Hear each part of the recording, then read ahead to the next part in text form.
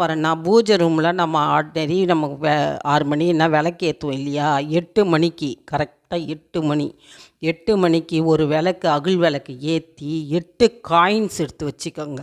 ₹1 coins எடுத்து வச்சுக்கோங்க. ₹1 coins எடுத்து வச்சுக்கிட்டு ஆதிலட்சுமியே வசிய வசிய, புரியுதுங்களா?